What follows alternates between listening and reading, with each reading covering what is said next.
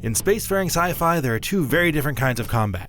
The slugfest between massive battleships, and the twitchy dogfighting of fighters buzzing around them. 2015's Rebel Galaxy is an action RPG that's focused on the former, but its prequel spin-off, Rebel Galaxy Outlaw, shifts gears to specialize in the latter. This is a flashy, modern revival of the gameplay style of classics like Wing Commander, Privateer, and Freelancer. And it even all but eliminates the most annoying part of dogfighting with a creative and entirely optional piloting assist. The campaign missions are stretched over an open region of space that's 2 sizes too large, but there's more than enough going on to make Rebel Galaxy Outlaw a stellar single-player game.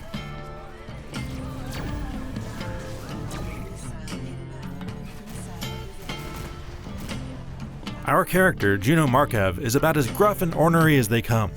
Her initial motivation of tracking down the brute who killed her husband sets a determined mood that justifies whatever approach you want to take. You can fund your quest through this universe of aliens and Han Solo-esque smugglers with anything from hunting pirate lords for bounties, to mining asteroids, to buying low and selling high. Or alternatively, you could turn to straight-up murderous piracy yourself. But being capable in combat is an absolute necessity for just getting from point A to point B in this region of space where the population appears to be about 45% pirate. So it's great that Outlaw has a bold and absolutely shameless solution to the age-old problem of doggedly chasing the directional indicator to get your target on screen. And it has quickly become one of my guiltiest gaming pleasures. You simply hold the left trigger to automatically home in on your target. It's not a guarantee you'll hit them, but it gets you pretty close. Yes, that does sound incredibly lazy, but it sure is effective at creating the illusion of being a great pilot. Higher difficulty levels like the one labeled Old School turn all the assists off though. So if you want the thrill of the chase, you've got it. It's a little disappointing that even though there's a good range of ships flying around to shoot at, Rebel Galaxy Outlaw only has 5 that you can fly. Oh wait, I'm wrong. There are 4 more unlockable ships out there, hidden behind a side mission that I didn't come across in more than 40 hours. No spoilers here, but pay more attention to radio ads than I did. Every ship is a big deal because they each have their own unique cockpit and HUD layout. And let's take a moment to talk about the ship painting tool. I've never seen anything quite like it in a game. It's like a Photoshop-style art program that lets you paint directly onto your ship.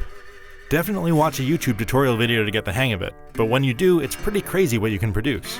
Anyway, dogfights can get pretty hairy when there are multiple enemies ganging up on you, but you can pause the action and bring up your radial menu at any time. That allows you to take a moment to adjust your power balance between weapons, shields, and engines, and go into a tactical radar view to get your bearings. Also, playing the story missions unlocks wingmen who can be called in every 10 minutes, which is essential for making the enemy split their fire between the two of you and take some of the pressure off you in a big fight. It is a little annoying to wait for that 10-minute cooldown to expire so you can start a new mission with backup though. Most of what you're doing out there is inherently repetitive. Shooting down fighters is pretty much the same thing over and over, and most of the time the generic missions you're sent on have you clearing out pirates who are sometimes attacking freighters or mining ships. Mission variety does improve when they start throwing capital ships at you and you have to strafe their turrets to weaken them, but in general there's always the consistently entertaining light show of lasers, missiles, and explosions that keeps things interesting. And Outlaw does do a fairly good job of giving you other things to do between missions.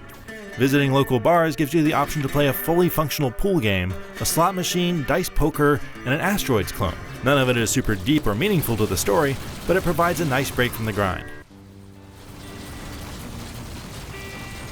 Outlaw also does its best to automate away the genre's other tedious activity, the long-distance travel. If you don't want to sit through transit between space stations and mission waypoints, you simply hold a button to activate autopilot to instantly skip to your destination, unless you're interrupted by pirates or an optional distress signal side mission. The problem is that on long runs, it's just annoying. You autopilot to a gate, jump through it, autopilot to the next gate, and then jump through that, and repeat. Seeing a mission description that required more than 3 jumps immediately made me want to skip it in favor of something more local, and some story missions require it. Did you really need to have me fly all the way here to tell me this? I was left with the feeling that a lot of this travel is there to pad out the length of the campaign, which took me about 35 hours to play through. Trimming some of that out might have cut down on the feeling of repetition that creeps in midway. The music, though, never gets repetitive because there's simply so much of it. The soundtrack includes more than 20 hours worth of country and Latin rock, grouped into 7 GTA-style radio stations which come complete with their own DJs and in-universe ads. There's not a lot of recognizable tunes unless you mix in your own library, but it's all generally good stuff to cruise and fight to. Rebel Galaxy Outlaw is a very successful throwback to the days of dogfighting games like Star Wars X-Wing and Wing Commander Privateer.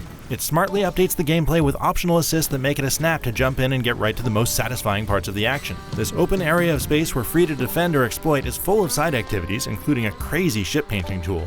and those blunt the inherent repetition of fighter versus fighter combat scenarios. And the story, while definitely padded out more than it needs to be, is suitably small-scale and personal for a mercenary smuggler type like Juno Markev. For more on Rebel Galaxy Outlaw, check out the first 15 minutes, and continue that with a full hour of gameplay footage, or watch our review of the original Rebel Galaxy. And for everything else, stick with IGN.